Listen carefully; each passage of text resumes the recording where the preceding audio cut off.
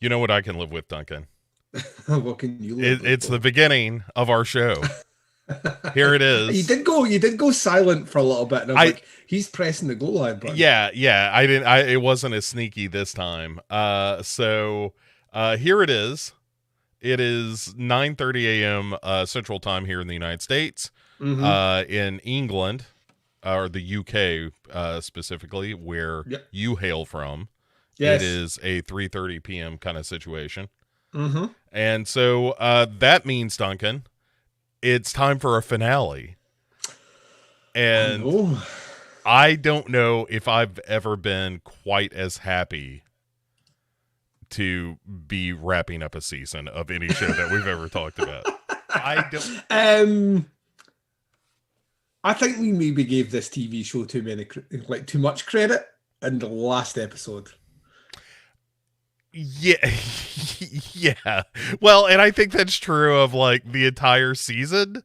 That's more Really? on this one though. Because we were almost positive that this show would address the Wren in the room, The um, Wren in like the room. like immediately, Uh huh. and it's 25 minutes into this episode of a 45-minute episode, 25 minutes before they Well, merge that thing up, only to split it up at the end. Which don't even get me like this is just there's so many things wrong about this entire fucking episode that to even start somewhere is going to be difficult. yeah. All right. So, look, a couple of things about this.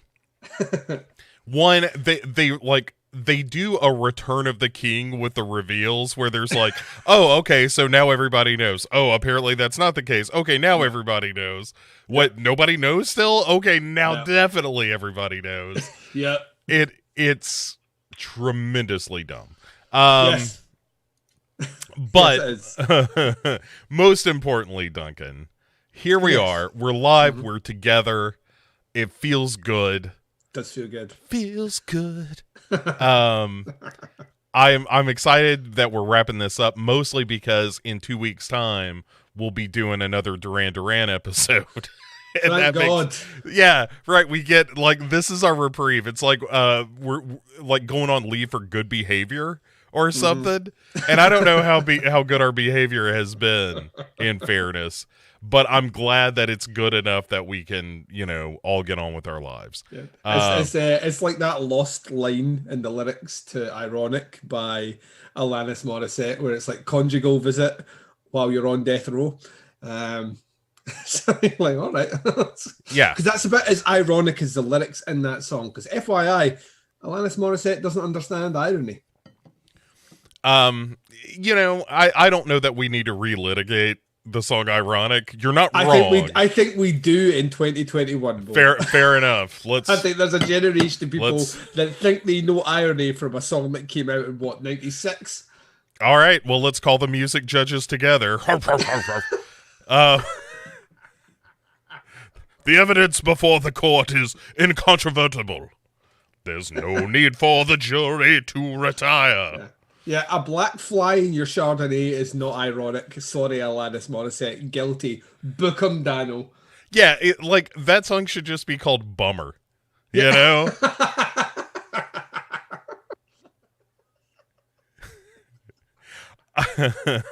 Can you imagine though saying, yeah, and at number one for 3 straight weeks, bummer. Um, That's how I felt when it was at the top of the charts, Duncan. Real bummed.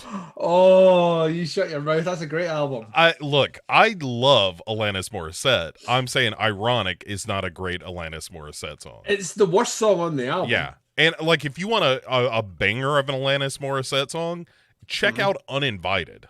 Yes. That song fucking rules.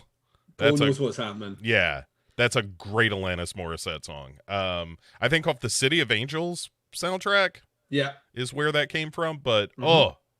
Duncan. Some good Mm. that's some good business.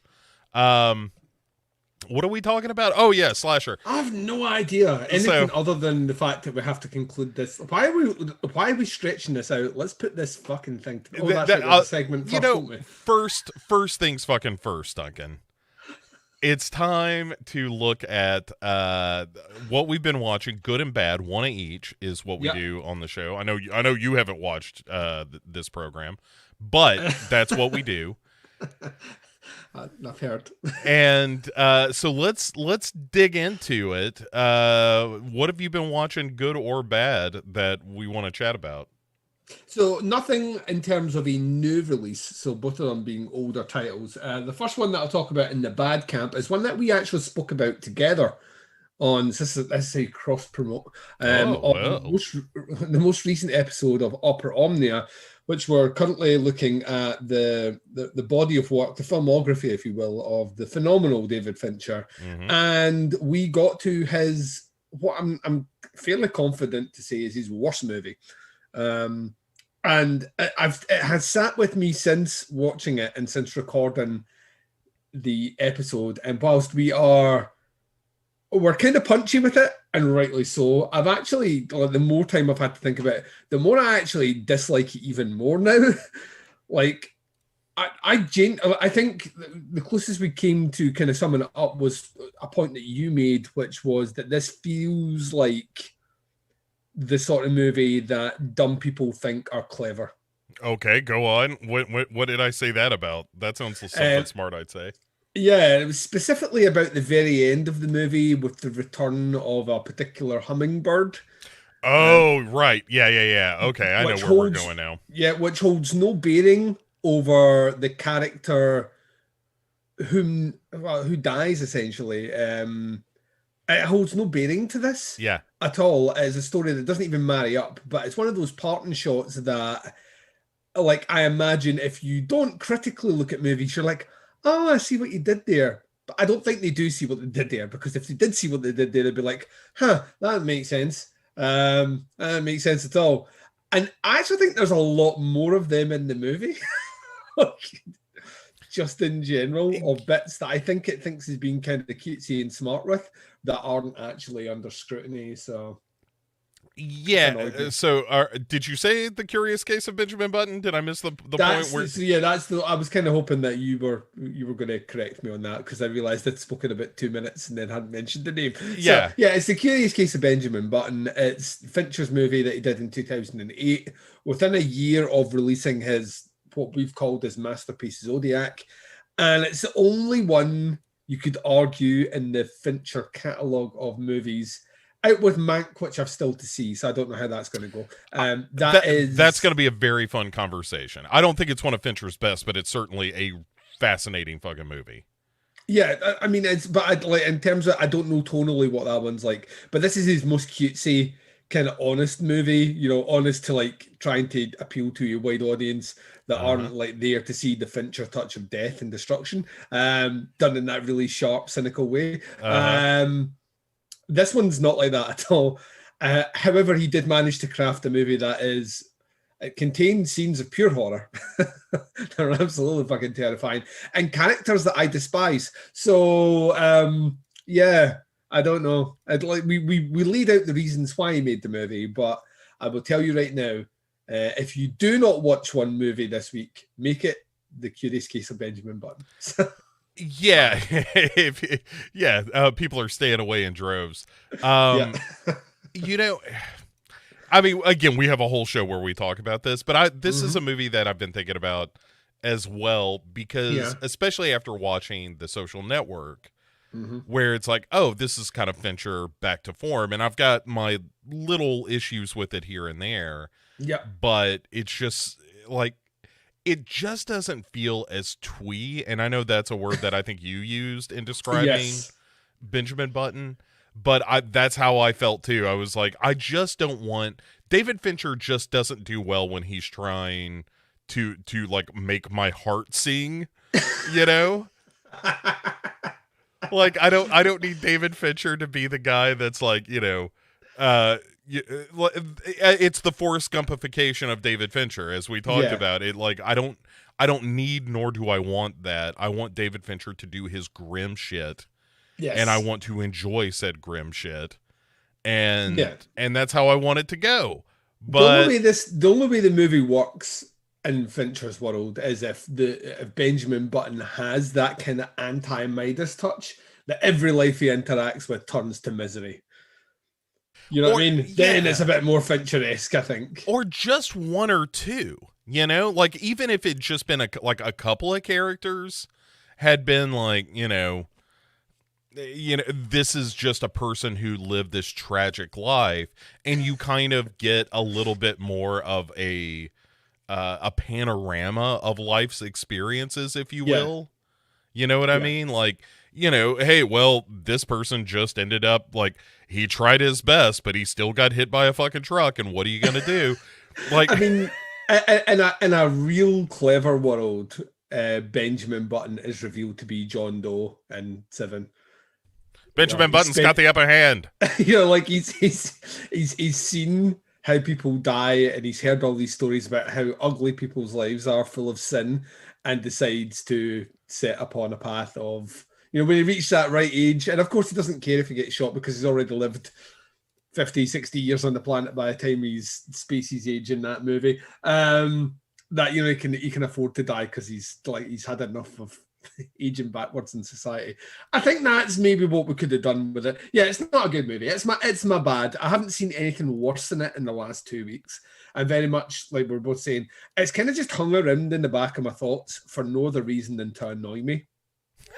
Whenever I'm happy, like whenever I start to get this, like I go, oh no, I've just realized this bit shit as well. See, that's my bad. What about yours? You were kind of teasing off air that there was maybe something you wanted to discuss, and then you got all giddy, which makes me think it's a real stinker. All right, no, it's not a real stinker. I want to talk to you about a movie that hit either Shudder or Netflix. I think it was Netflix recently, called The Swarm. Yeah. That is a French film that, on paper, Duncan. Le Swarm, then. Le Swarm. Yeah, just making sure. Les Locusts.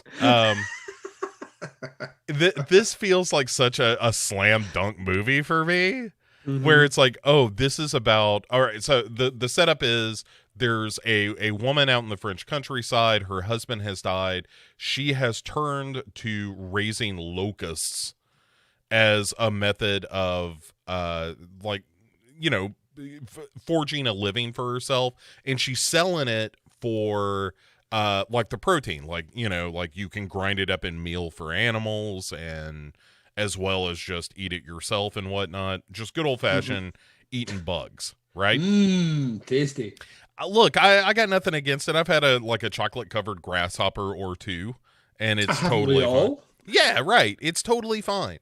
And so anyway, the idea of the movie is that one day a real Little Shop of Horrors thing happens where she accidentally feeds some of these locusts some blood. Fuck off. And the locusts start thriving. And I'm like, well, now we're talking. We got killer locusts. And, there's like a family drama going on as well, of course. Where it's like the daughter's kind of being bullied at school, and it turns out that maybe the father killed himself, and the younger child is kind of on board with whatever the mother wants to do and all this stuff. And meanwhile, like, she's got to figure out how to keep feeding all these locusts blood. Feed me, Sissy. Right, yeah. Feed me, Le Seymour.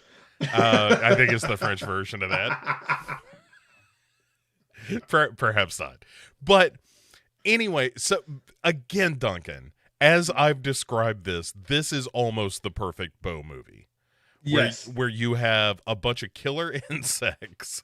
Yes. And a family like just try to get by, like a little bit of social commentary going on, and bada bing, bada boom, you got yourself a happy Bo.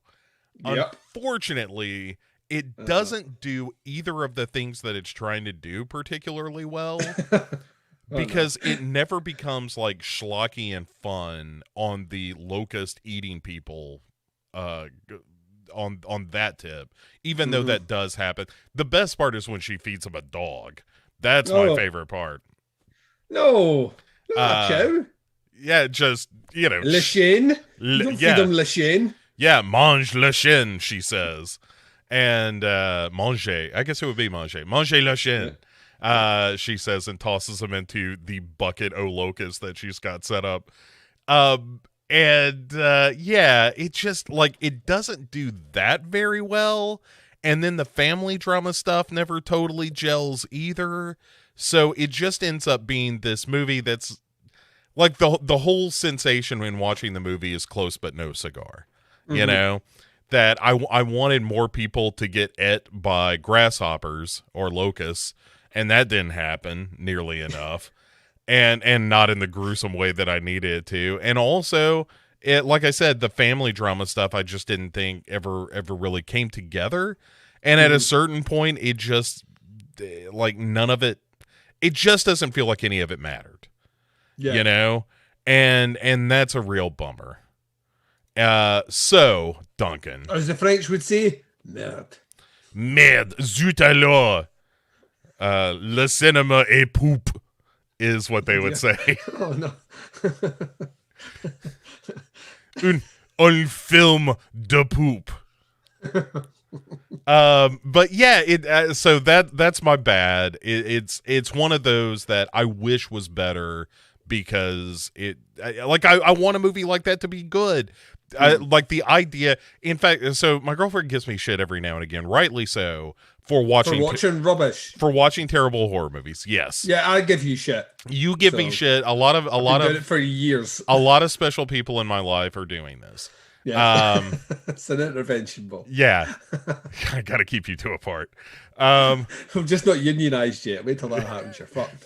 But this is one where it's like, no, this movie presented as if it was going to be like a head and shoulders above that kind of thing. Yeah. And I wasn't just watching poop. But it turns out I was. I was accidentally watching poop. It was The Accidental Poop by Ann Tyler. Starring William Hurt and Gina Davis. Morning,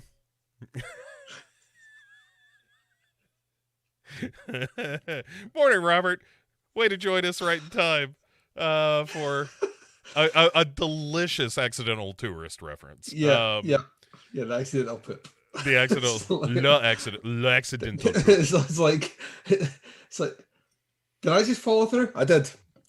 Yeah. No, that felt good, Duncan. I mean, we could stop right now, and I'm going to call this show a win. But give me Le Chart is what it would be called in French. So. Le Prairie Dog. I'm not sure what the actual French for that Le Prairie Chien. Yeah. Le Prairie Chien. All right. That's real stupid. Duncan, what do you have that was a good movie? So yeah, we are in the process of recording on Podcast Under the Stairs because it's all about cross promotion at the moment. For Bazoween. So getting ahead of ourselves here for the episodes that'll be dropping every week in October, and we're doing Final Destination as the entire franchise, one episode. Oh yeah, that's covering one movie. For my money, the best franchise in horror. It's surprisingly good. Yeah. So I'm looking for, because Baz has only ever seen the first one, so we're going to follow that through. But we've paired them up with movies that came from a list I gave him that Baz tweaked to make them more amenable to himself. So the first episode we've recorded, and I'm giving away none of Baz's opinions. This is just purely my viewing opinion on it. We paired it up with Sleep Tight, the film by Whammy Balaguero. Which we did many moons ago on Podcast Under the Stairs, yourself and I. And returning back to that is still just a great thriller. Yeah.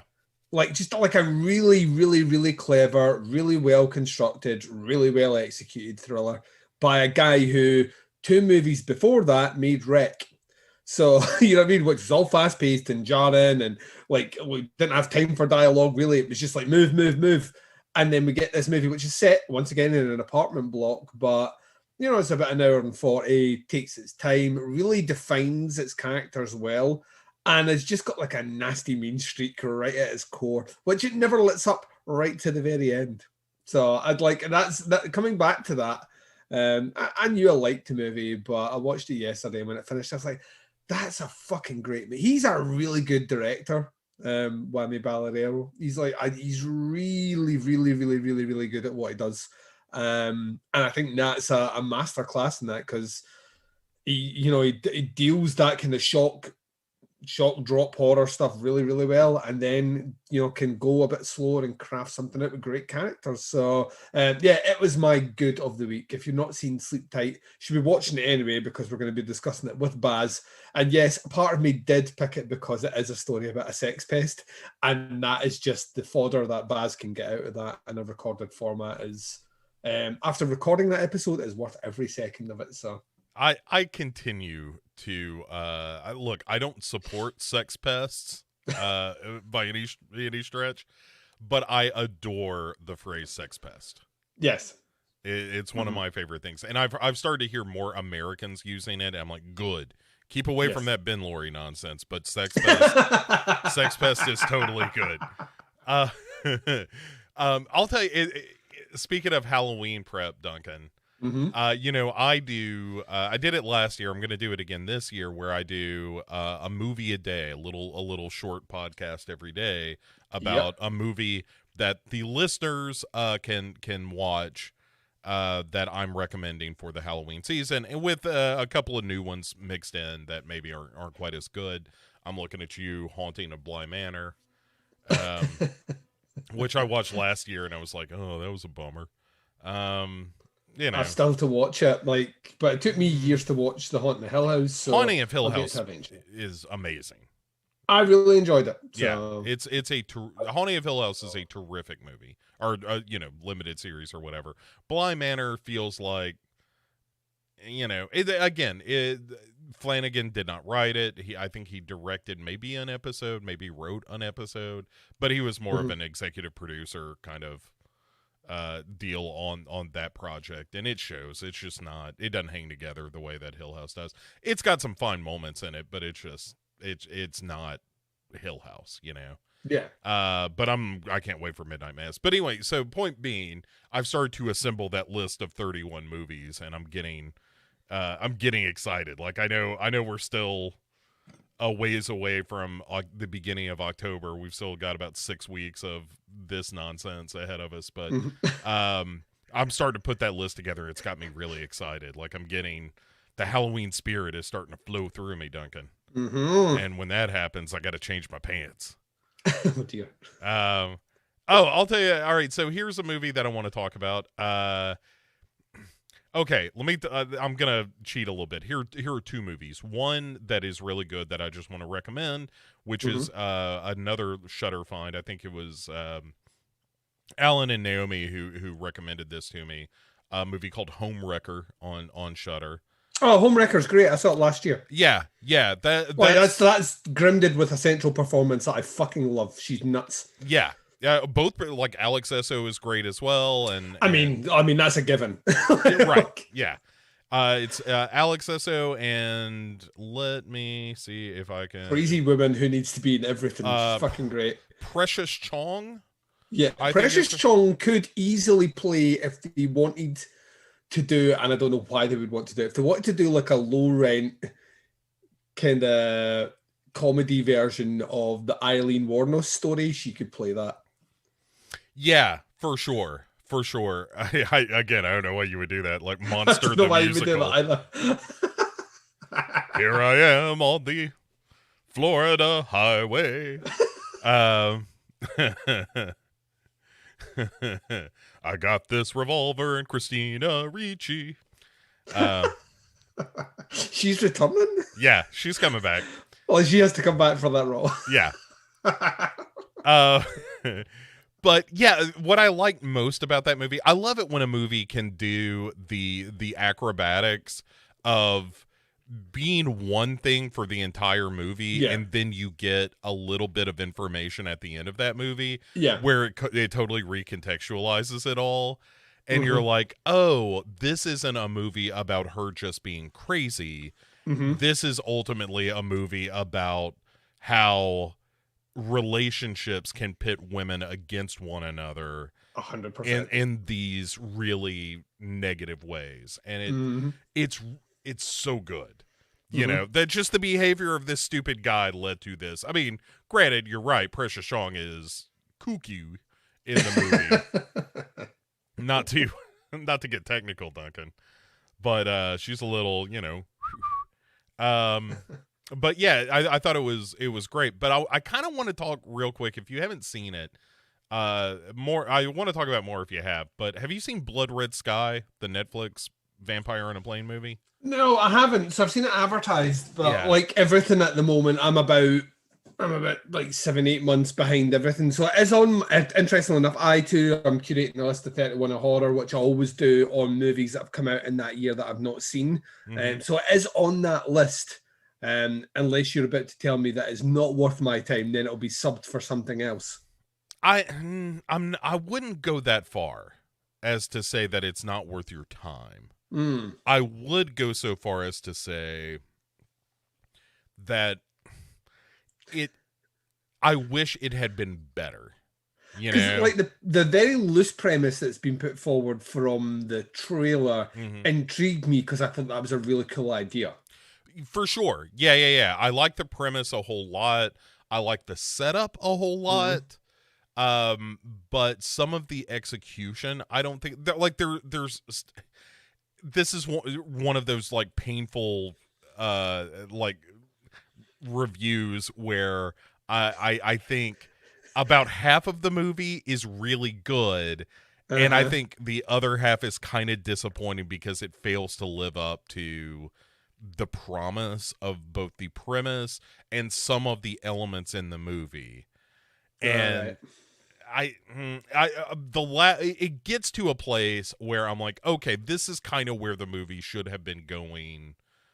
We should have spent a little more time here. Got you. You know? And for a movie that is a solid 2 hours. Oh, right. What are you doing to me here? Yeah, right. Like, if you're doing a movie about vampires on a plane, that thing needs to be hour 40 tops. Tops. Yeah. I don't need the 2 to 3 flashbacks. Speaking of slasher. I love I'm so numb to flashbacks now that I just expect them in everything. As like, well, see, you should. Like, I've conversations at work with colleagues, and I expect a flashback when someone explains something to me. 5 years ago, you're like, wait, when did you go to camp?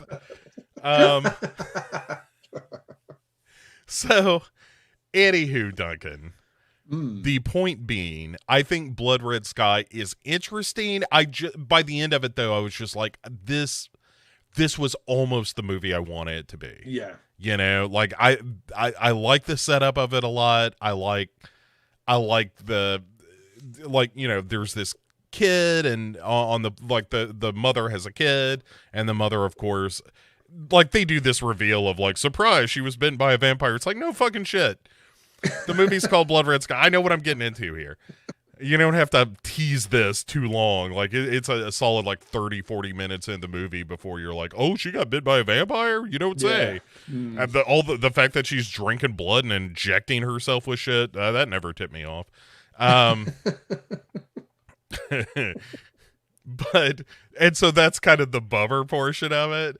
But there are moments too where you're like, oh, okay, well, like, I want to see this vampire fucking up some terrorists. And that just doesn't happen nearly enough. And like I said, when it kind of gets around to being the movie I wanted it to be, it's cool. But it takes a little too long to get there. But I would love to hear your thoughts on it nonetheless. Well, like I say, it is on my list for October, so I dare say we'll get to it probably in between one of our slasher reviews, Mo. Oh my goodness. We got, look, all right, enough fucking around. Them's the movies we watched. You're welcome. But let's quit dithering, Duncan. Put it to bed. You know how I hate dithering. Yes.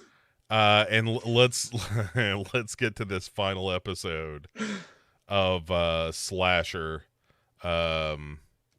Which all right. Look, I'm not angry, Duncan. I'm disappointed. Yeah, well, we called it right at the end of the last episode. We called it. We said, listen, Slasher, we understand. You think you're being clever. You think the audience still believe that Wren is actually physically alive on the screen. Yeah. However, you start this episode by just having Judith holding the gun. Right? Let's just get over and done with, rip the Band-Aid off. I know it's going to hurt. Yeah. It needs air to heal. And there is no antiseptic like sunlight, I think. Yes. Is how that goes. And what Aaron Martin heard was, keep this going for half the episode. Well, you got it, guys. Be sneaky? Sure. Oh, it's all right. So the episode is called "The Past Is Never Dead." No, it isn't. And we may be done with the past, but the past is not done with us, Duncan. And by the past, I mean this season of Slasher. Fucking what are we even doing, people? So, all right, we open up. We sorry, got a little verklempt. We open with the open of the first episode of this, where it's all the kids in the truck, you know, going to this camp out where we now know that they're about to give crawdad Talvinder. Yeah, well, this was the opening scene. This was the very opening scene of the beginning of the season. So we've looked back. So we're reusing flashbacks now. Right, we're flashing back to a flashback we've already seen. But this time we get a little extra English on the ball here, where every time that we see one of our characters, most of them dead now, look at Talvinder, they're kind of smiling, and then they give that somebody just cut a fart face.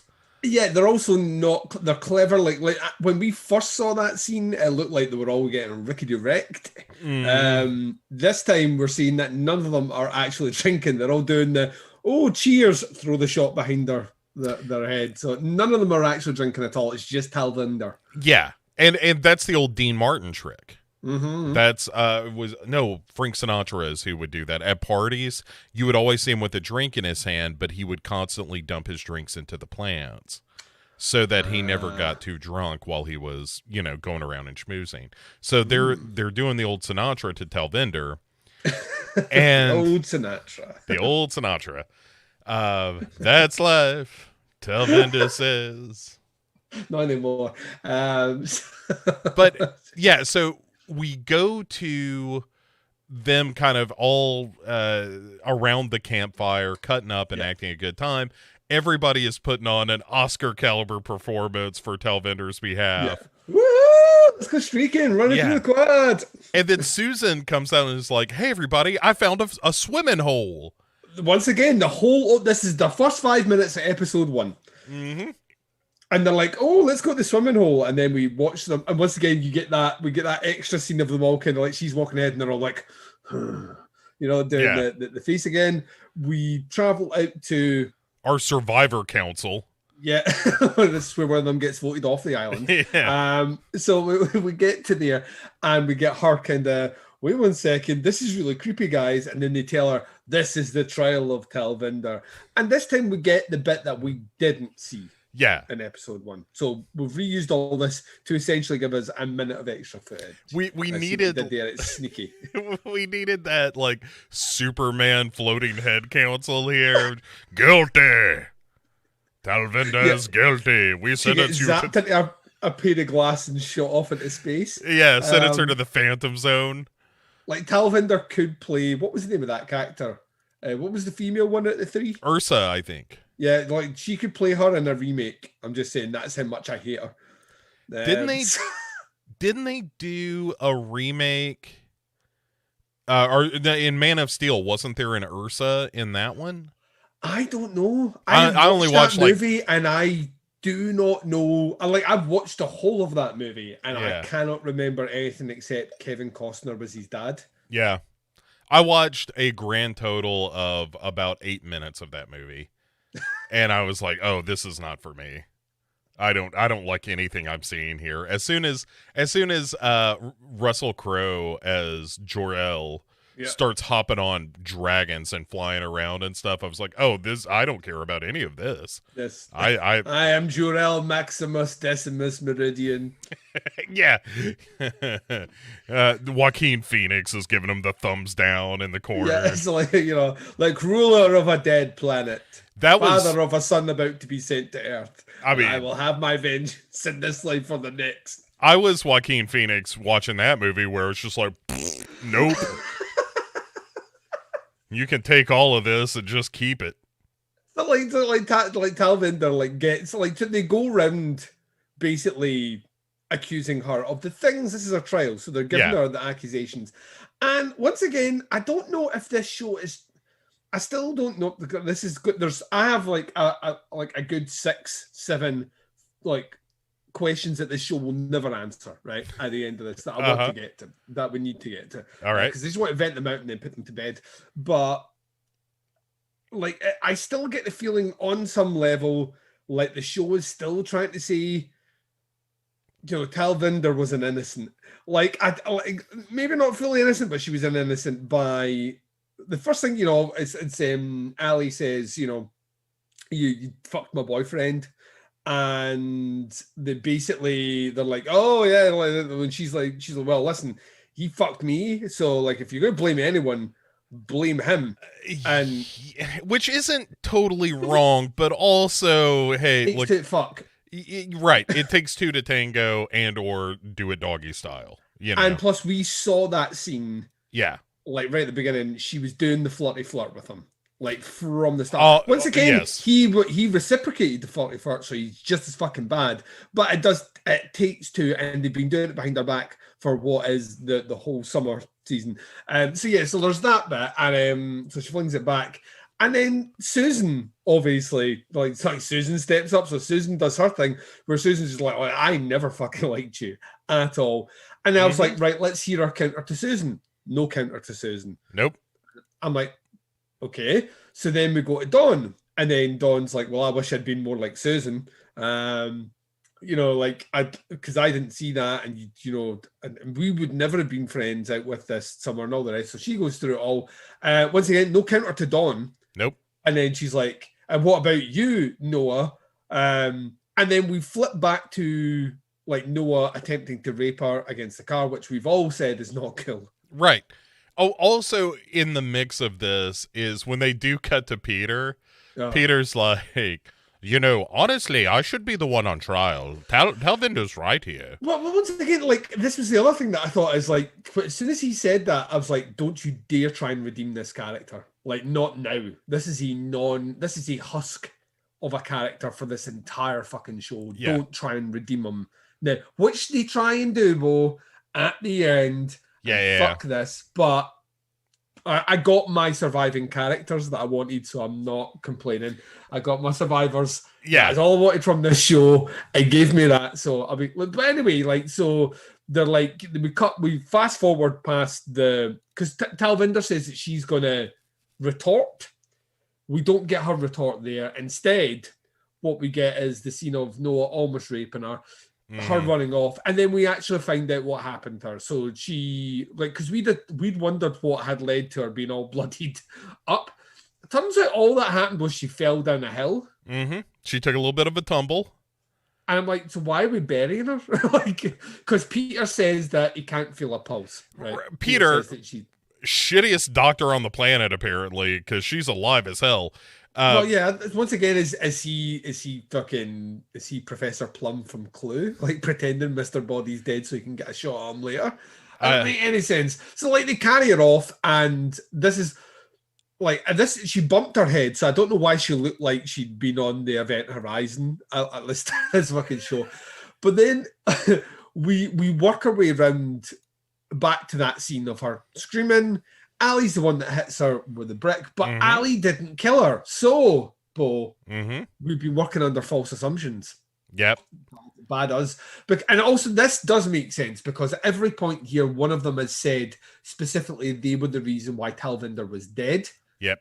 And it turns out they've all pretty much got a hand, apart from Peter in this. So, like, she doesn't kill her. So then, Dawn, of all people, this is totally not Dawn. Dawn wouldn't do this. Well, this is the whole bird story again, right? Is, hey, she sees a thing suffering, so she stepped on it. And and that's the thing, is like Dawn wants to put Talvinder out of her misery, so she brains her with a rock too. But that doesn't do it either, because nobody can kill a person. I was about to say at this point, I was like, so like Talvinder is like immortal, right? Like she's a Highlander, like because like she's like two giant fucking stone smashes to the side of the head doesn't work. So then Dawn like is like She's a Highlander.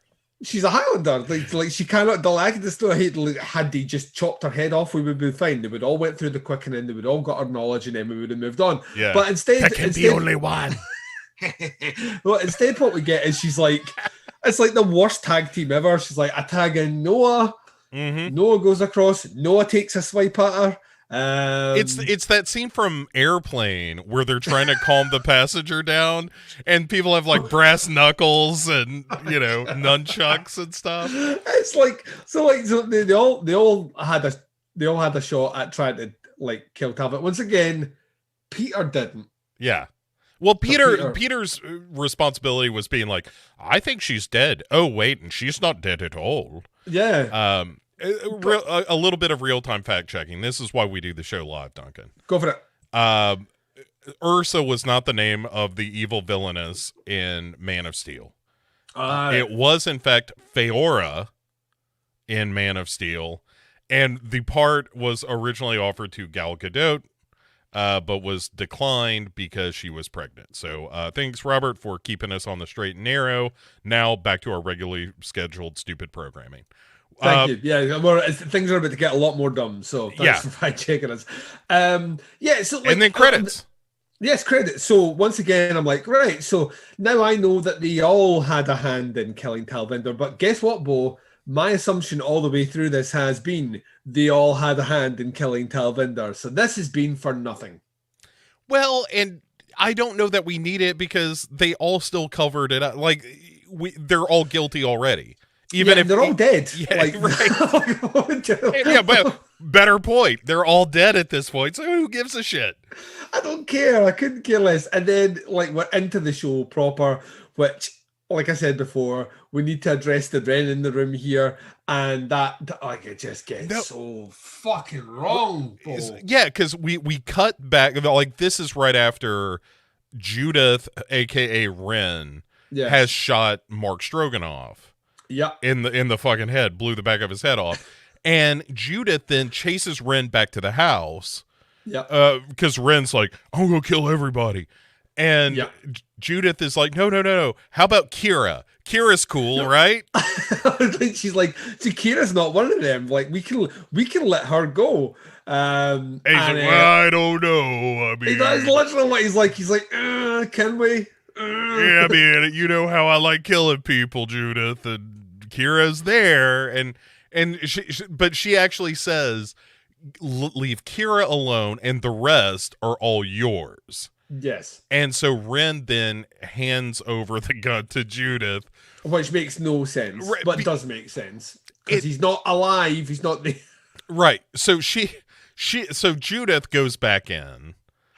Like Judith does the thing from Fight Club, isn't it? She's like, the gun's not in your hand, it's in my hand. Right. Oh, it's. And Wren's like, where's the gun? Oh, God. I hate how dumb this show thinks I am. I think you're so fucking dumb. It thinks I'm stupid, and that makes me angry, and also maybe stupid for continuing to watch it. So, it's true. Like this show is daring the audience by saying stupid is what stupid does. Yeah, like this is a reverse Flowers for Algernon, where the show is making me dumber for watching it. So anyway, so Judith goes back into the cabin and is like, you guys are never gonna believe what happened. So and she's right, because it sounds far fucking fetched. Right, and also there's a healthy contingent of the cabin that's like, wait a second, namely Dawn. But anyway, so she's like, yeah. So I was just out in the woods looking for whatever. I don't even remember what she was looking for. She was looking for Peter. Right, looking for Peter. And then she says she ran into Mark Stroganoff, who just turned on her, like marched her out to the woods and was going to shoot her. Yeah. And then Judith says, no, I kind of wrestled the gun away from him. And of course she did. Yeah. Me and my pal Wren. And wrestled the gun away, she warned Mark Stroganoff to stay back. He wouldn't, so Judith was forced to shoot him. Yeah. And we get a shot of Wren in the mix, who's like, yeah, you did the right thing, Judith. You didn't have a choice. And Dawn pipes up and is like, wait a second. What happened? Wait a goddamn cotton-picking tarnation second. Look, I'm just a simple country lawyer. And are you trying to tell me that Mark Stroganoff, the man that was so freaked out by the sight of blood, he could not so much as keep on his 2 feet, you're telling me that man was a serial killer? I said, you are telling me that man is a serial killer. And so Judith, in response to this attack on her character, is just like, well, take the gun then. Have the gun. Yeah. And Dawn's like, the fuck? Okay, yeah, I'll take the gun. Yeah, I also love the fact that Wren like kind of is looking at her, almost mouthing the words, "What are you doing?" And she's like, "Trust me. I need that for murder. Why are you giving away my gun?" And and so we then move out to the porch where we see Wren talking to Peter, Dawn, and Kira. And, wow, is he? In quotes. He's like, yeah, and so then I just went out to the woods looking for Judith, and I found her there with the gun in her hand. Nobody says a word about this. And then Dawn is like, listen, I may be just a simple country lawyer. I'm a simple country lawyer. But I am pretty sure that Mark Stroganoff did not murder these people. Yeah, and then we get, we very quick, Kira fills in some of the backstory again that we already kind of knew about Judith, in that Judith suffered a severe nervous breakdown, and under moments of stress there's a complete disconnect for her. She just shuts down, which is surprising to her that she's got through as many events that have happened over the last, I think she says 3 days, and I'm like, it feels like we've been on this hillside forever. Yeah. Well, we have, Duncan. It's been a long time. The last 3 days, the fact that she's managed to keep it together this long is admirable. And she's on the other side of the door, can just because they're talking about her through paper thin walls again. And then, Bo, Slasher's like, you know what we need? We need another character that we know nothing about, that everyone seems to know, that just refers to it. It took me, I'm not sure if she was introduced in the first episode. Maybe she was. I don't think she was. But literally, it took me until they were on the ski mobile to work out what character she was referring to. Yeah. I still don't. Well, I mean, we'll get there in a second. We're not quite to the introduction of this character. I'm still not sure who the hell she is. She's the girlfriend of the guy that had the convenience store at the bottom. Okay, that's kind of what I thought, but that's Glenn. I'd forgotten who Glenn was. I thought Glenn was the dude who ate all the meat, but that turns out it wasn't him. All right, fine. So, Gene. Yeah. So Glenn was the meat Glenn guy. Was Gene's the guy who had and it's Gene's girlfriend. Yeah, but you're right. So Peter, just to get our camps right, Dawn doesn't think Mark Stroganoff did it. Peter does think Mark Stroganoff did it. Yep. Kira is like, well, it could have been anybody because Judith had that nervous breakdown, and Mark also had PTSD because of the Fisher King shooting. That's right. The Fisher King shooting. And then we have a flashback, a good old patented slasher flashback, where Noah is all freaked out after they've murdered Talvinder. Oh, this is such a fucking shit scene. It's like he's in bed. He's in bed in the morning, having a heart to heart with Peter. Peter, did we really do those things that we did last night? One, Noah, you weren't drinking. You were doing the old Sinatra. Right, you were pulling a Sinatra last night, and it went too far. Every Sinatra, I like to think, ends up with you bludgeoning a woman to death with a large stone. Yeah, that's why they were called the Rat Pack. Why he played so many shows out in the desert. Yeah. 20 bodies buried in there. So yeah, like he's like going through all this, and Peter's being like, this is why I don't like Peter as well, because like the night before he's like, maybe I should be on trial. In the morning it seems particularly calm, collected, and compartmentalized about the horrible thing he did the night before. Yeah. Well, Peter tells him, like, look, Noah, you better shut the fuck up about this. We've what's done is done, and now we've committed to a certain path, and you need to get on board with this. And Noah, while he's freaking out, Dawn, Susan, and Andy all rush in, and they're like, "Oh my God, you guys! Guess who's talking about Tal? Everybody wants to know where she is." Yeah, everyone would ask that the following day. Right, and they all kind of decide, like, listen, here's what we're going to say, everyone. She went for a run, and that was the last time we saw that bitch. Yeah. All right? Everybody cool with that? And Dawn's like, I don't know if I can live like this. And Peter's like, listen, Dawn, you need to shut up now, because we have all decided that we're going to continue this conspiracy of murder for as long as we live, and that's probably going to be about 5 years. Well, yeah, like, because I think Ali says, this is my life now. And I'm like, yes, it is. That's, right. Should have thought that before he picked up the stone, even though Talvinder totally deserved the stone. And, all right. And I hate that character. I really hate that character. Yeah. I mean, they're all... Every one of them. I get so frustrated talking about this show, because it's like, I can't believe how dumb this is. Speaking of dumb, Duncan, let's get to this new character out of nowhere, where Judith is still listening to this debate from inside the cabin as everybody's trying to figure out who the killer is on the porch. And, she's like, definitely not me. Might be Wren. And then this snowmobile pulls up with this red-haired lady asking about her boyfriend, Gene, as it happens. Yeah, and I was like, who's Gene again? And then we see pieces of Gene, like, because they just take her through, like, to see the pieces of the dead body. We've got this whole morgue set up. Which one are you looking for again? Because we got a lot of bodies in here. Yeah, it's so fucking... Like, and I love how Peter thinks she overreacts when she lifts a crowbar to defend herself. Well, you've just taken her into the murder shack, and you think that she should be okay with this. But I love how she's like that. I told Gene to stay away from these fucking creepy cultists and all the rest. And if you just listen to me, and they managed to talk her around by saying, "Listen, we've killed the killer. He's now dead." And she's like, "Listen, I can only take one person back with me." And Judas like that. Well, Kira should go. Yeah. Let's get the one I like out of here. And let's get the one that needs to survive out here in her mind, and then I can be left to my own. Wren can be left to his own devices. Yeah. It's right.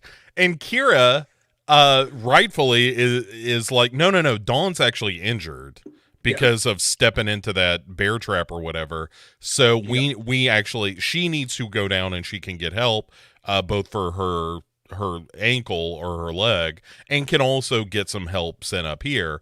And so, like, very reluctantly, Judith agrees to all this. Oh, she's not happy. Wren is fucking furious. Yeah. And there's a moment between Dawn and Peter, who are the last of our original campers left, where they, like, hug goodbye, while Wren is just like, Judith, I can't believe you gave him that fucking gun. Yeah. You know what would be great right now? A gun to shoot all of these people with. A gun that doesn't run out of bullets, but we're going to get to that later on. Oh, my God. Yeah, I thought the same thing. This was a real Sam Peckinpah moment. But so, all right. So, Dawn and the red-haired lady, whose name might be Allison or Susan. Does it doesn't matter. Like, she has another, 3 minutes of screen time, and then she's gone. Right. So that she takes off. And then everyone... It gets a little spooked because some snow falls and everybody's like, oh, what? Was that a killer? And Judith's like, no. Look, I'm going to go upstairs and pack my bags. Also, the fact that, Judith's like, is that a killer? And, she's like kind of like, is that, is that a killer? And, the first thing that Kira's like that, but the killer's dead, isn't he, Judith? Right. And she's like, yeah, he's totally dead. Oh, yeah. That's right. I killed the serial killer. Anyway, just going to go up to my room to be crazy for a little bit. See you guys in a minute. Like she's like, I need to do something to keep myself busy. Yeah. And Wren says to her, you should just go upstairs and pack a bag and get yourself ready to go. And then straight away, like we get in, like Akira, like, you know, it'd be a good idea for you to go upstairs. Once again, pretending that Wren is a real person in the room. This show's already 15 minutes in, then why are we still pretending Wren's real? Right. We've got, 23 minutes left. Let's not screw around. Anyway, so it's so dumb. And so Wren follows her upstairs, and Judith, once they're alone in the room, Judith is like, look, everyone thinks Mark's the killer now, and the kids have paid, for their sins. Even the ones who are alive are fucked up. Like, we're done. There's no reason to murder anybody else. And Wren's like, well, sometimes, Judith, when you're just good at a thing, you just want to do it for the pure joy of the art. Well, that's it. Like, would you tell Babe Ruth to stop swinging the bat? Yeah. Would you tell us to stop podcasting? No, Duncan. Oh, hell no. And you're not. That you put us right in there with a conversation with Babe Ruth. I love that. Yeah. Well, I like to think of as the Babe Ruth and Ty Cobb of podcasting. You're under the false assumption that I know who Ty Cobb is. Ty Cobb is the only baseball player I know. He was. Ty Cobb was the angry alcoholic version of Babe Ruth. Ah, right. I like it. So I'm him. Yes, and I'm the Babe Ruth. I'm the one who's like going to hospitals, tell them I'm going to hit a home run for the kids who are sick, and you're the one that's like, vaguely racist, and sometimes the truth hurts, boy. Look, the more things change, the more they stay the same, Duncan. But so Wren is like, fuck all that noise. I'm gonna go kill Dawn. And she's like, but the snowmobile has already taken off. They're miles away. There's no way you can catch up with them because of logic and physics. And he's like, no, don't worry about none of that. This is Slasher. I can totally catch up with him. And then I'm going to come back and kill Peter. And if Kira gets in the way, I'm going to kill her too. Because as I pointed out, Judith, sometimes a great notion, right? Sometimes a good idea is just a good idea. Yeah, but if you want to make an omelet, boy, you have to break them eggs. Right. And by breaking eggs, you mean shooting people in the face. All of them, every single one. Yeah. Meanwhile, downstairs, Kira and Peter start making out. And then he's like, Kira, you should really go back to nursing. The way that you're kissing me, I get the impression that you could really take care of someone, mostly with your mouth. And she's like, I killed somebody. I could never do that. And he's like, look, no, that was all an accident. You told me all about it, and I believe you. Also, you can go back and be a nurse again and make all of that right. I'm going to go confess. I've really decided that after all of my friends were murdered, maybe I should just finally tell the truth. After all my friends were murdered and the killer dead, now I will confess. Yeah. I was really going back and forth on this one, Kira, but I've really made up my mind. I think this is the right way to go now. And then we cut back upstairs to where Wren and Judith are arguing over the fact that she has said that she loves him. She's like, I love you, Wren. And he's like, no, you don't, because you won't let me kill everybody. Well, this is true. Like, love is it's a two-way street, Bo. You have to love them at their best and at their worst. Well, and also you want to support them in the things that matter to them, Yes, that they have a passion for. Right. Like, hey, even though maybe I'm not the biggest fan of murder, you're good at it. You love it. I love that you love it. Yes. And so I want you to be successful. I want you to flourish. I'm here to support you. Yeah. I'm your biggest fan. That's my relationship motto. I'm a fan of you, and whatever it is that you want to pursue, I am in your corner. Mm-hmm. And Judith is not doing that. She's not being a good partner. No. And so he in fact he's like, "Hey, how about you help me murder? Like, we could do this together."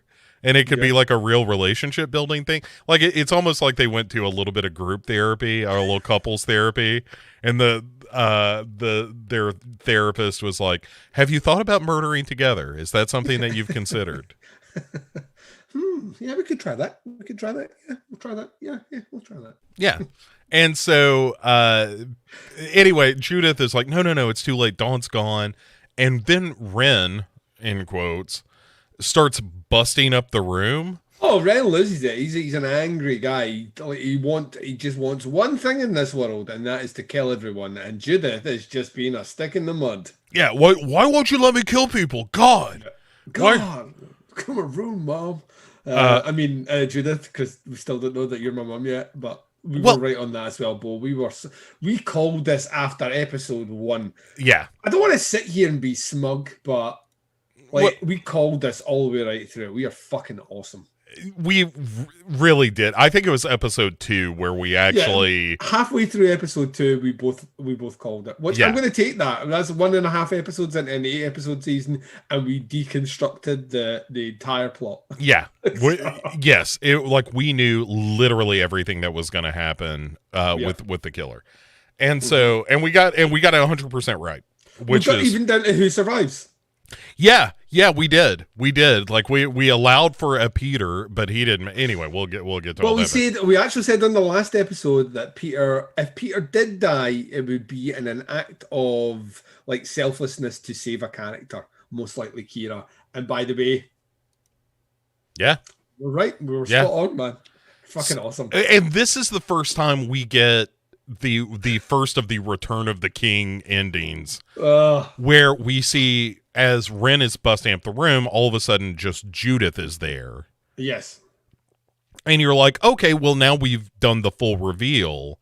Yeah. So we're good, right? Oh, no. I did the check on this is where I hit pause on it, and we were 25 minutes into this episode at this scene, which means we had 20 minutes left. Yeah, 20 minutes in the whole season, and the characters still don't know what's going on. No. Like we knew from episode 1.5. And the fact that you get this reveal, again, I just don't know why Aaron Martin thinks we're stupid. But maybe it's just because he's Canadian. So, is that a dig at Canadians? Maybe. You be the judge.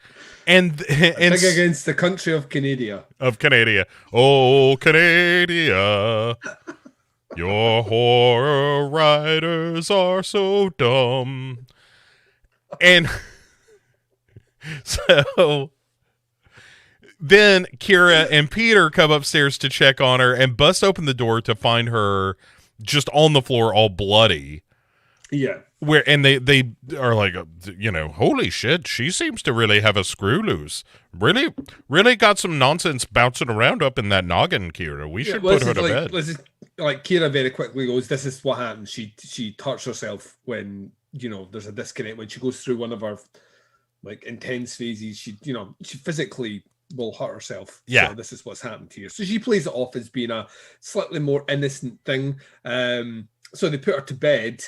And then at this point, Peter's like, you know what I'm going to do? I could wait for the authorities to arrive to help me with this, but I'm safe now. I'm going to go away and drag Mark Stroganoff's frozen dead corpse all the way back to the Death Shack. Yeah, Death Shack, baby, Death Shack. I got me a morgue. It's full of some campers. And so for whatever reason, he's like, I've got to go find Mark's body. I'm really a detective. That's what I've been leading up to. Oh God, yeah. He pulls a straight up fucking a Will Graham moment shortly here. Oh yeah. What is my design? Oh, it's so stupid. So fucking stupid. So, also, it assumes that Judith walked backwards through her tracks like something at The Shining as well. Yeah. That scene makes zero fucking sense. It's so stupid. And, all right, so Peter gives Kira the gun. He's like, look, you need to defend yourself. I'm going to be out in the woods alone. I'll be fine. You got a gun! And, we'll get there. I mean, another season, but we'll get there. And... And so he's off to look for Mark Stroganoff's body, but not before he gives her a final kiss for good measure. Yeah, and not before Judith appears creepily behind her, wide awake. Yeah, and Kira, Judith is like, where is that guy going? And Kira's like, oh, he's going to go look for Mark Stroganoff's body. And Judith is like, I see. Well, I guess I'll just go back to my room then. And Kira's like, okay. Hey, how about you don't, bust anything else up and or murder yourself? Which would, as it turns out, Duncan, solve every problem that everybody has on this show, including me. Well, she says to her, when they're having that conversation, she said, did I hurt anyone? And she says, no, she just hurt herself. Yeah. And she goes away to her room. Right. Looking for Wren. and she's like, come out, wherever you are, Wren. And he's like, no, I'm not coming out till you kill somebody for me. And she's like, ugh, are we back to this? I don't want to kill anybody, Wren. He's like, you said you would kill somebody. And then we see her kind of talk as Wren. Yes. To say, like, well, if you don't kill them, then I will. And then, and so this is reveal number 2 that Judith is Wren. Kill her, Mammy. Kill her. It's totally Friday the 13th, and this thing can go and fuck itself. Dude, and it turns out that the whole season has just been the first Friday the 13th movie. Where it's just a mother killing a bunch of campers because they, killed her son in a roundabout way. Yeah. Which, again, like to quote one Duncan McLeish, this show can just go fuck itself. Oh, at this stage, yeah, it's been fucked to death. So, like poor Noah in the bus with Glenn. Oh God. So I forgot that was a thing. Yeah, we had prison rape. Raped on screen. Hey, you know what Friday the 13th was missing, Duncan? Prison rape. So, and now we got it. Aaron Martin saw that it was 2 great tastes that taste great together. Yeah, and included it in this show. So we then Judith ends up lighting this space heater. Which, if you remember, Bo, and a throwaway comment, 3 episodes ago, when Benny Ironside was tied to a chair, they couldn't switch on the heater because the heater releases noxious gases that will knock someone out.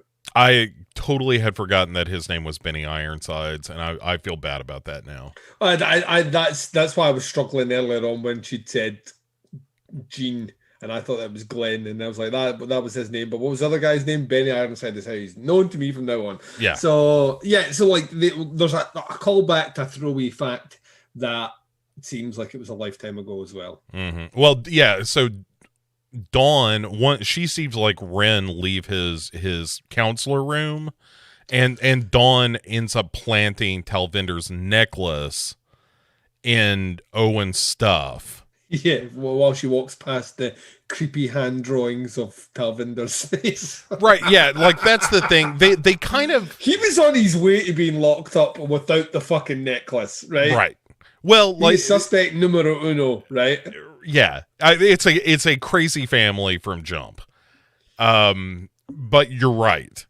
Like he was absolutely on his way to a school shooting or something. Yeah, you know what definitely won't stand him in bad stead at a trial?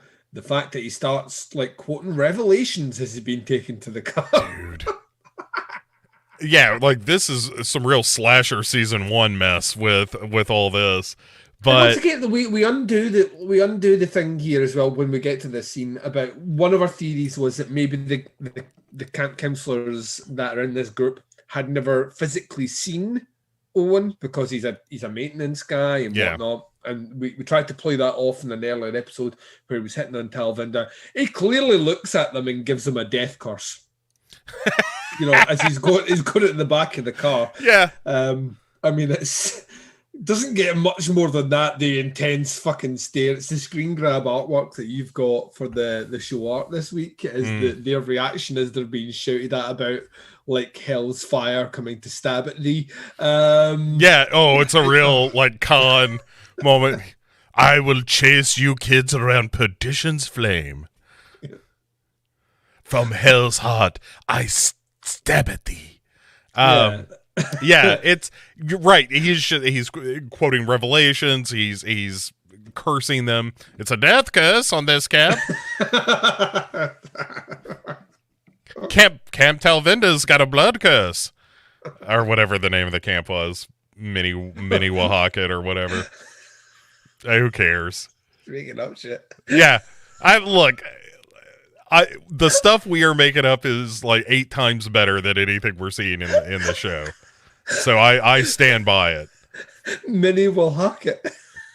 Yeah, Mini Wahakat.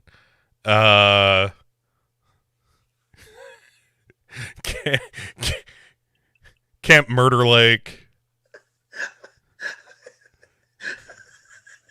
Everybody gets their badges and burying a body under some leaves and sticks.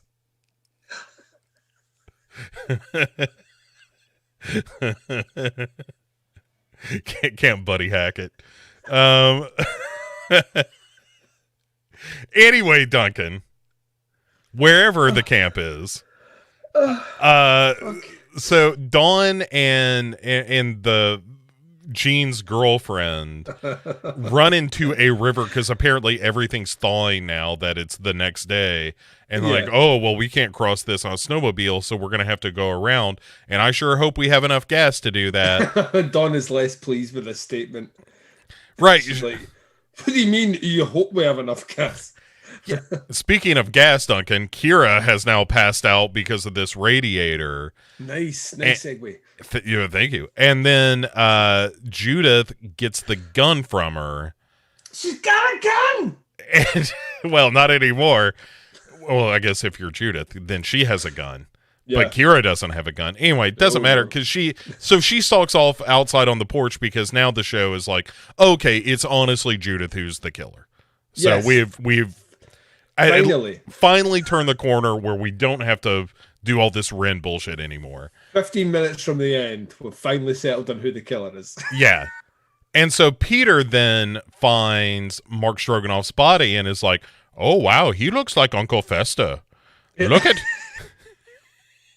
Which he does. He looks totally like Uncle Festa. Does look like he's going to be like, Gomez! Right. Puts a light bulb in his mouth. Also, quick aside, everybody who says like Luis Guzman is like too ethnic to play Gomez Adams, the fuck, his name is Gomez, you dumb shits.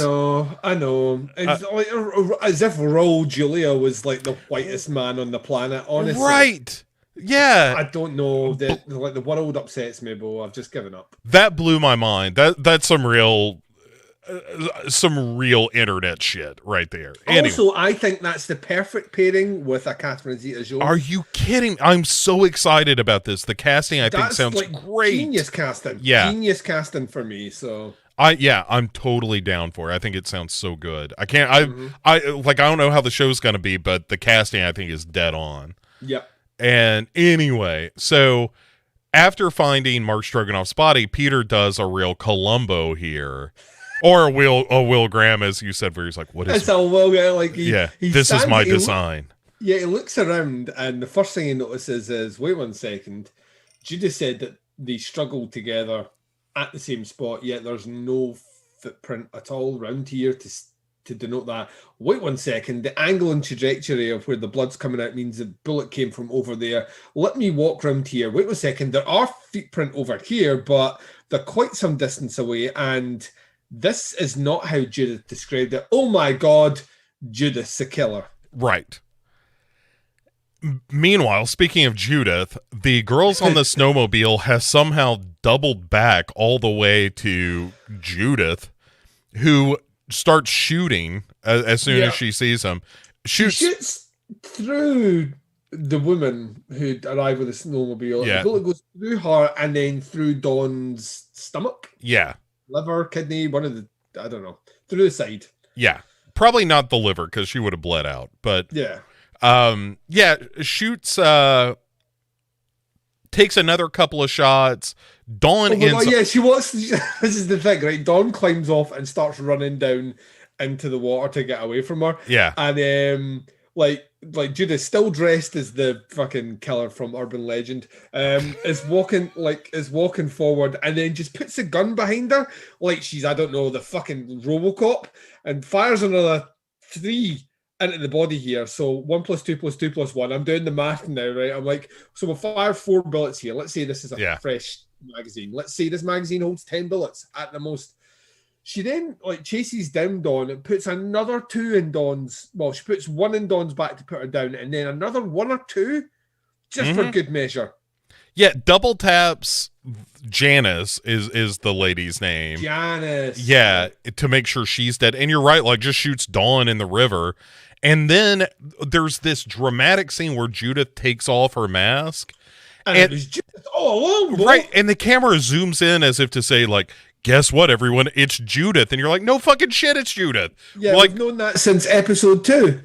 Even if we didn't, Duncan, we've had 2 different reveals in this episode to tell us that Judith is the killer. Yeah. So is this supposed to be it's just it's frustrating. I don't understand if this is supposed to be a surprise to anybody at this point. Maybe, I don't know. Like I guess if you are showing this television series to the insane and the mentally infirm, then maybe you need to do this level of exposition.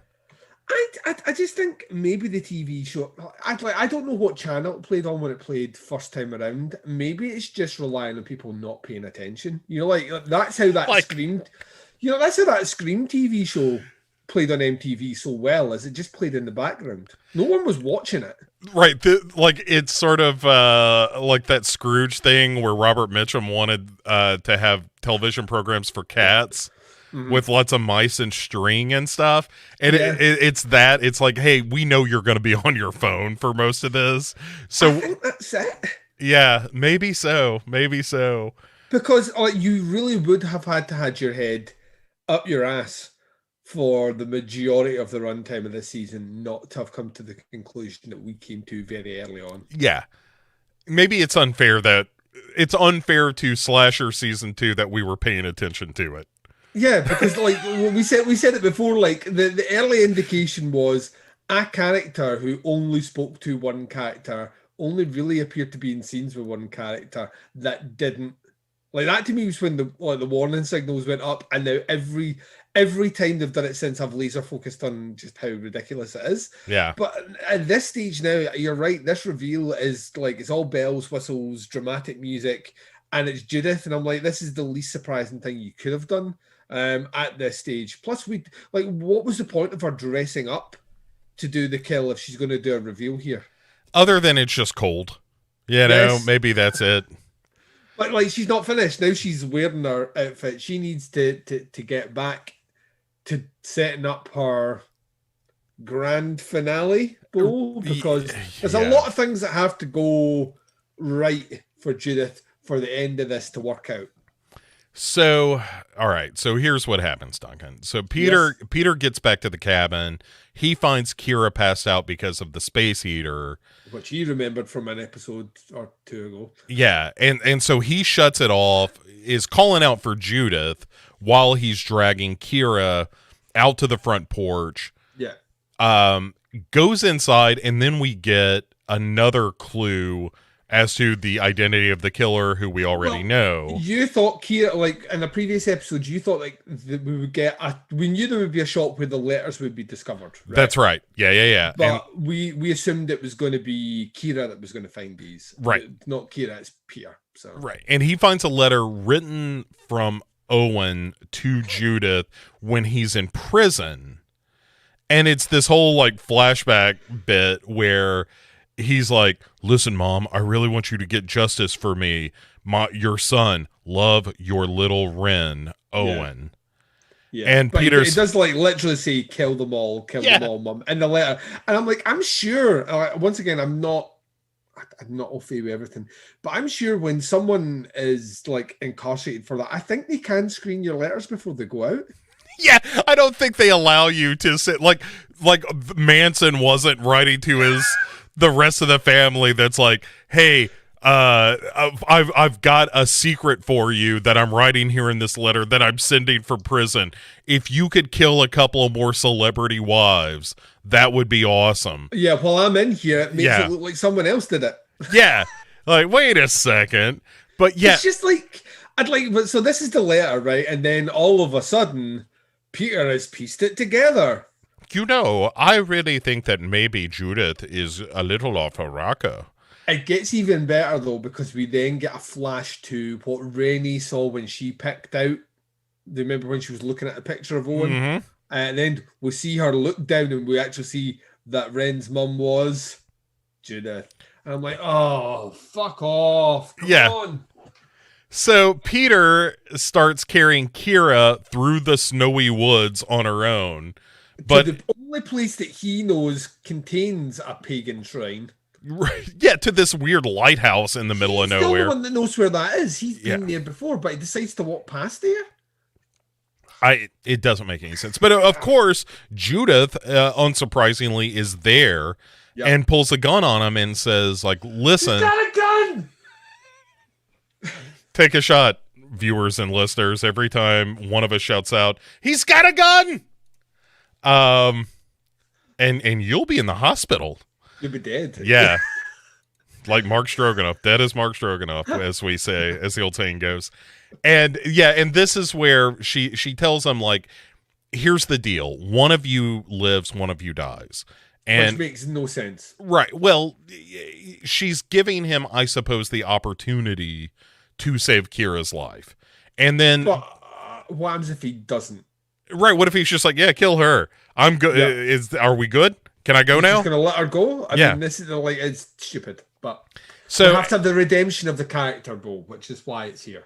Right. And then this is where there's the flashback about Wren getting arrested. And then a further... And I will strike down upon thee with furious anger. Those who would attempt to frame me for murder. So fucking stupid. And so we get a flash forward from the flashback where Wren is now in prison and has fashioned a noose from his bed sheets. All the bed sheets, apparently. He had too many. I think he'd been staying at a Holiday Inn and given them extra sheets. And dude, then we get the thing I predicted and hoped wouldn't happen, which is we get the series of flashbacks of all of the scenes where Judith was talking to nobody and characters were like, is she crazy?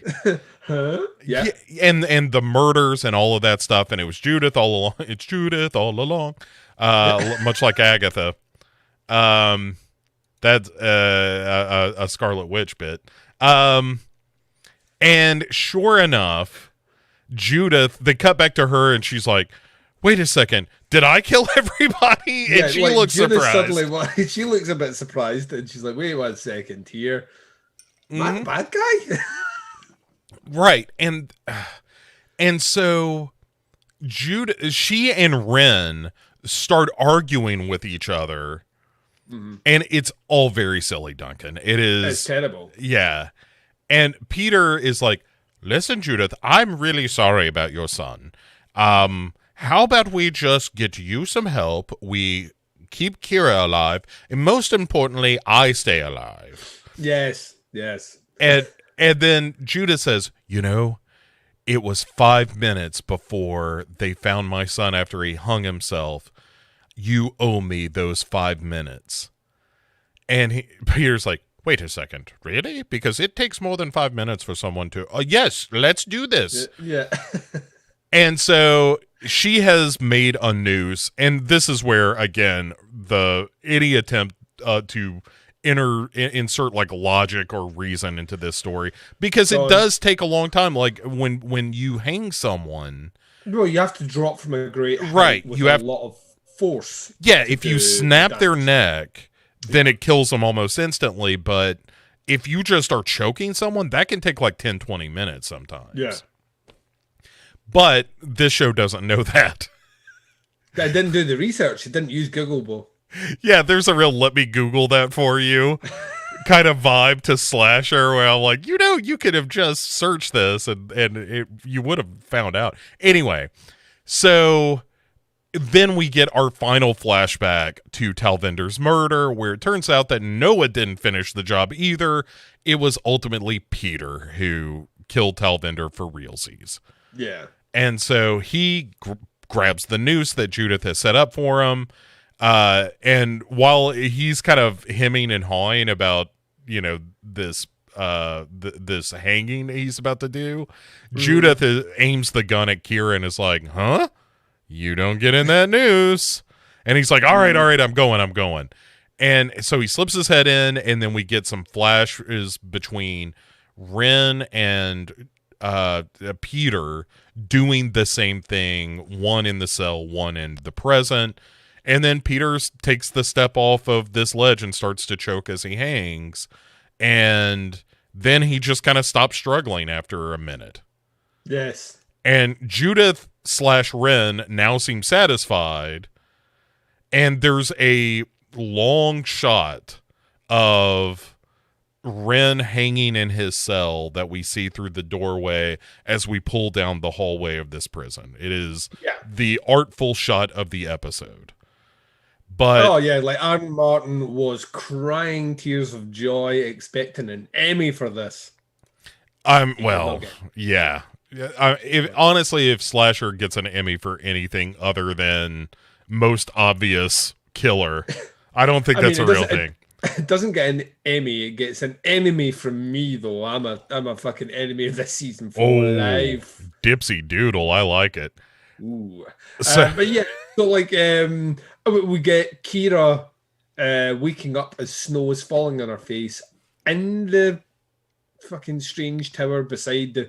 Once again, we're going to come to it. Why is there a fucking demonic altar? It's never explained. Yeah, your guess is as good as mine. So many questions that I need to just raise at the very end here. But she wakes up, she sees Peter hanging above. There is a note written that we find out that Peter wrote. Yeah. And it's Peter confessing that he and his friends were responsible for the actions that happened. They not only killed Talvinder, but they framed Owen, a man who would later kill himself. Yep. And Dawn gets found by some hunters. Well, yeah, Dawn's found alive, which I was like, yes, I called that. Uh-huh. I'm happy. But I was at this stage thinking, Bo, so Judas just got off with? Yeah, all right, let's get to it, because that's kind of the end of all the camp stuff. Is Peter's hung, Kira finds this letter, Dawn is found by some hunters, and Judith / Wren have fucked off. Yes, and then we get our post. And it doesn't even. They can't even be bothered flashing up how many months this is. Yeah, that's how lazy this is. Like, they can't even be bothered saying 3 months later. It's just like time. Yeah. Here. So our epilogue of all this nonsense is on the streets of Toronto, I assume. Has to be. Kira meets Dawn outside of a police station, and Dawn is like, I really feel bad about all these people that I are dead because of some shit I pulled. Yeah. And Kira's like, no. This isn't you. Like, you killed Talvinder. Well, no getting off the hook for that. But your friends are dead because of Judith, not you. And I'm like, yeah, that's right. Where do we get justice against Judith? Right. And so Kira and Dawn enter the police station together, and then we pull back, Duncan.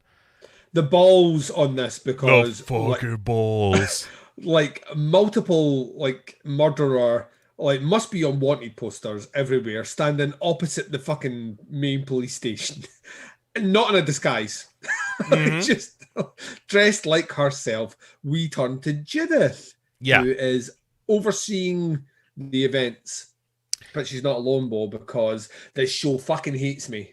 Yeah, and so Wren walks up behind her and she says, "You came back to me." And he says, "Of course I did. I'll never leave you again."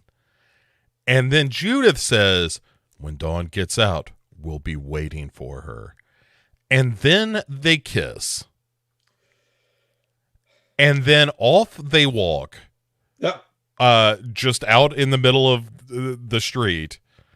And we end on a shot of this mannequin shop that apparently they were meeting in front of. Yeah. And I'm like, I don't know what this place is. I don't know why it matters. For this being... I don't like your jerk off name. I don't like your jerk off face. I don't like you jerk off. Dude. Yeah, and they're into the season in the most wet fart possible way. We're done, everybody. The previous season had a child snapping the neck of a cat. Yeah. Like, indicating that another serial killer was moving into the house. And we commented about how bad that was. This looks fucking Shakespearean compared to this. Yes, this is worse than that.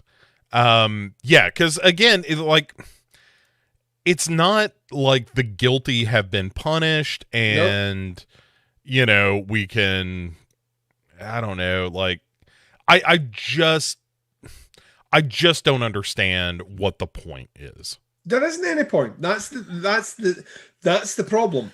The problem here is that the show, like I said before, like when you stop to think about it, everyone that was in that hut was a killer. Yes. Like everyone. Yes. Everyone had killed someone either accidentally or, through their profession or whatever, had killed someone or covered up something. And Judith's the worst one out of the fucking lot. like she's the worst one out of the lot. And she walks off into the sunset. Yeah, I don't know if the show wants us to feel any sympathy for Judith. But why should we? But she's also a crazy person who murders people. So why would we feel sympathy for her? And she killed innocents as well. Like she killed Jean. Yeah. The first guy with a fucking chainsaw. Right, who seemed like a good guy, yeah. Yeah, like, this is where I can start. Like, there's so many things that are just not even remotely bothered to be answered. And this does, honestly, that I told you, they had to resolve certain things to make this fit.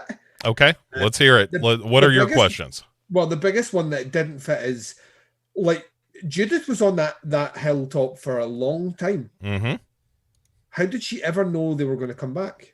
Because it sounded like this was on a whim, last minute, right? They're buying up land. We need to go up there and move Talvinder's body. Yeah.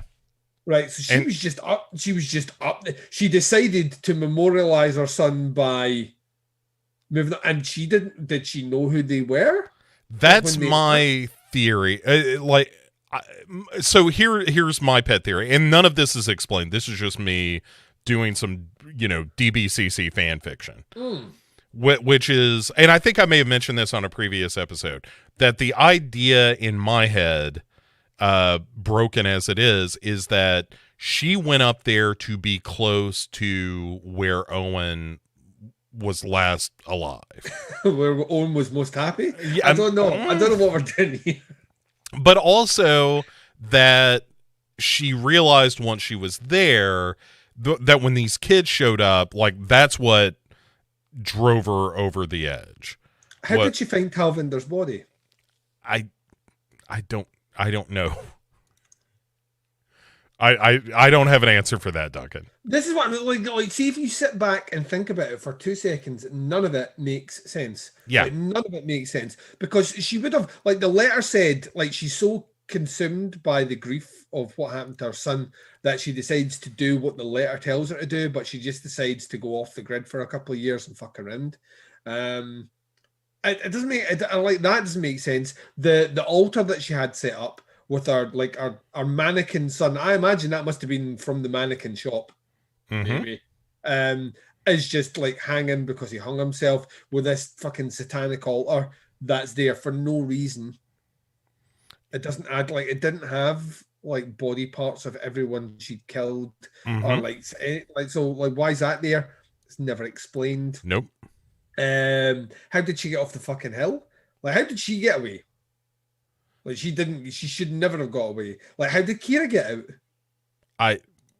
I don't know.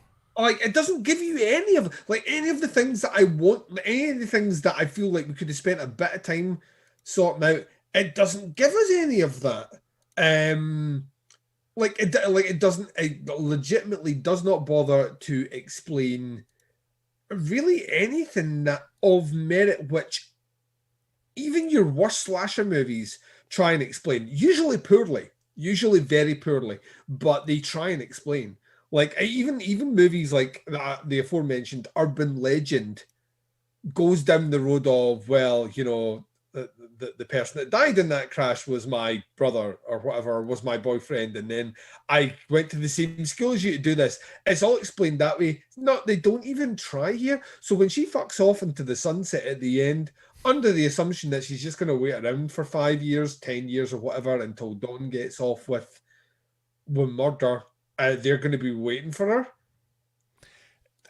It breaks my brain. It really, really does, because I don't know how that's ultimately, I understand at the end of season 1, I'm supposed to be thankful, although I wasn't. I'm supposed to be thankful that Sarah patched things up with her fucking scumbag boyfriend, and they're going to start a new life away from where all the violence was. Mm-hmm. Right? I can get that. I can't get what I'm supposed to do with anything that's being delivered in the end of this episode at all. Am I supposed to feel sorry for Dawn? She's actually doing the right thing. So I should probably feel like she's the character that I want to be happy for. But the show's just basically said as soon as she gets out of prison, she's going to die violently. So that's how the show finishes, and it's just a fucking terrible ending. It's just like an absolutely terrible fucking ending to. And why is Wren back? Why is that psyche broken again? Why does Judith not understand? She came to terms that she was the killer. We talked about it. It was stupid. Where she's like, it was from my hands. I killed all these people. And now all of a sudden she's back to being two people. It's stupid. It's fucking horrible. I hated it. It was a terrible ending to what has been a terrible season of predictable, plodding nonsense. Yeah, this is for sure. Bad. This is worse than season 1. Yeah. Season 3's to be worse, Bo. I know you keep saying that, and I just have trouble believing it, but we'll get there. This is it just rotten head to toe. I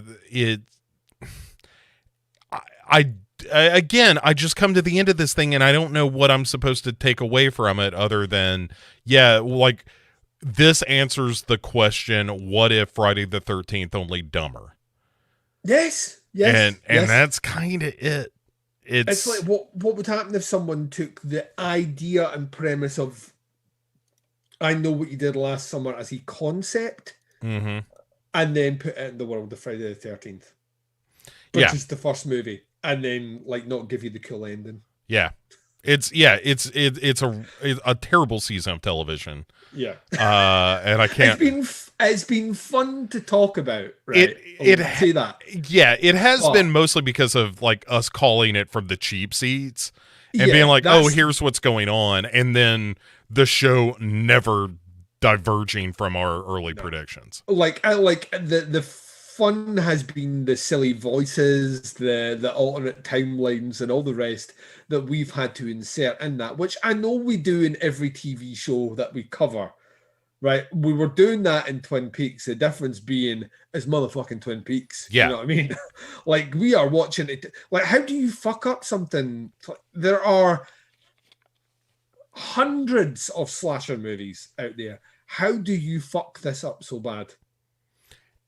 Yeah, you're trying to pull off the magic trick of oh my god, it was Judith all along. Yeah. But it was just so obvious. Yes. And none of the filmmakers involved with Slasher season 2 have the subtlety and the art to pull off what they want to pull off.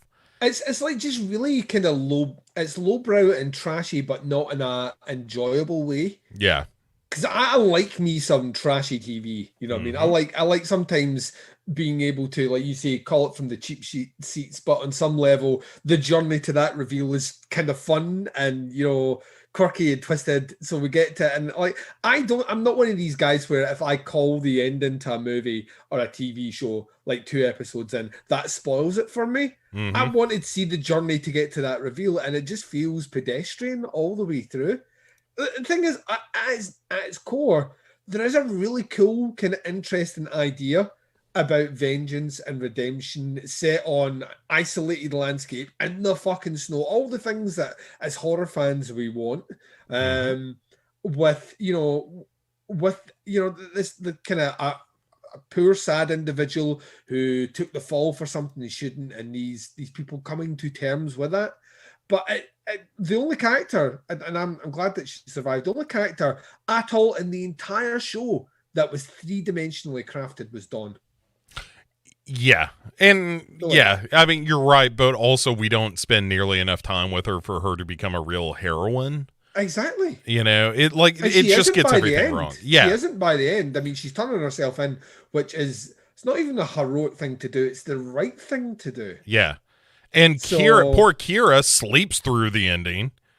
And she, like the character who'd taken women's defense courses, who had, there's a great line where he was like, you kept, like when they were talking about her going back to be a nurse, and like Peter says to her, I mean, you kept Noah alive. Yeah. Did you see Noah on that last day? But like he was like, kill me.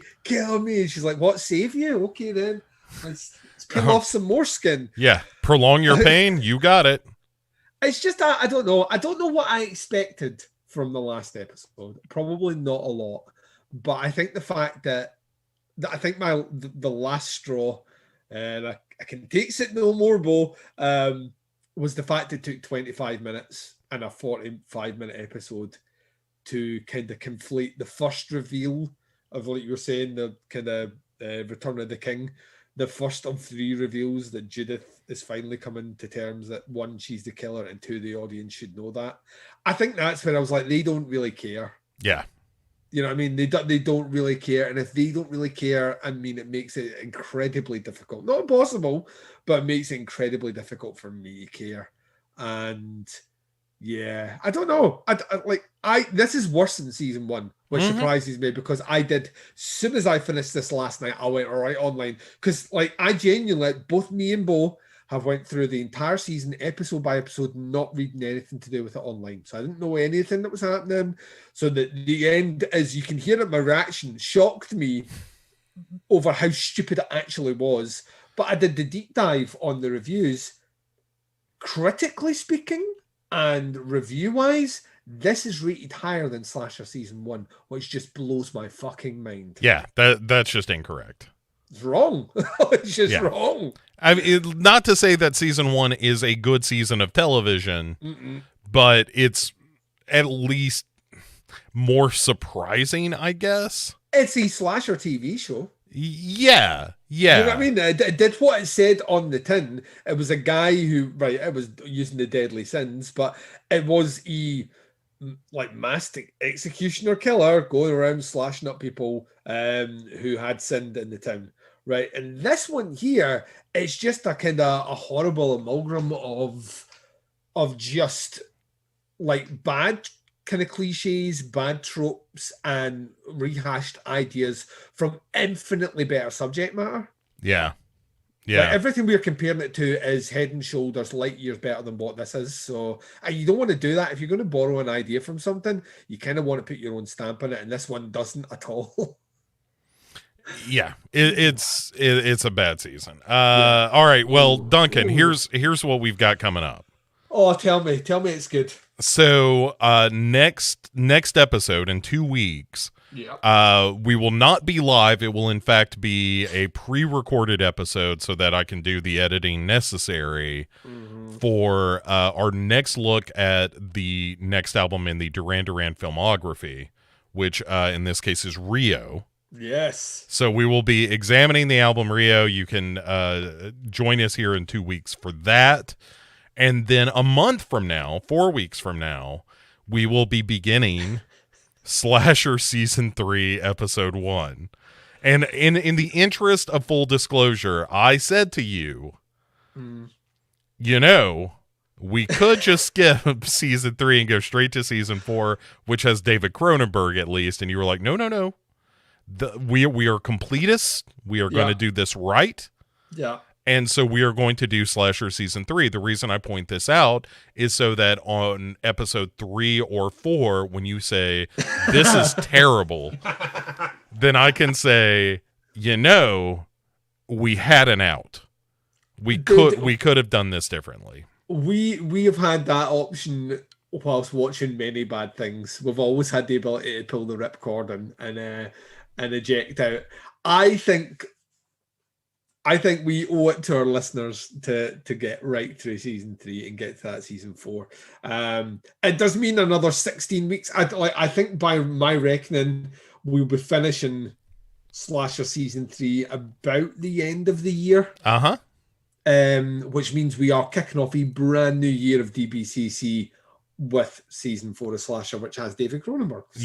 So which feels good, feels right. And also, I don't know if we could, you did say you wanted to do it, which means I think we can maybe for the first time ever announce like the next season of DBCC's topic well in advance, which feels insane because we'll not be touching that until fucking April next year, which feels a long way away. But I've somehow managed to talk you into allowing me to pick the content, which never fucking happens. And as a result, we will be doing a deep dive of about 7 episodes. I think it's 7 in total. On the entirety of the cinematic world of the Pink Panther. That's right. Specifically, Inspector Clouseau, which means we'll be covering the original, Pink Panther movie. We'll be covering A Shot in the Dark for those that are kind of like, well, that's technically not a Pink Panther movie. You are right. It technically isn't a Pink Panther movie. We'll cover that. We'll be covering there's some that I imagine, there's at least one that I haven't seen, which is one of the Steve Martin ones. I watched the first one that was awful, but we'll be coming back to that.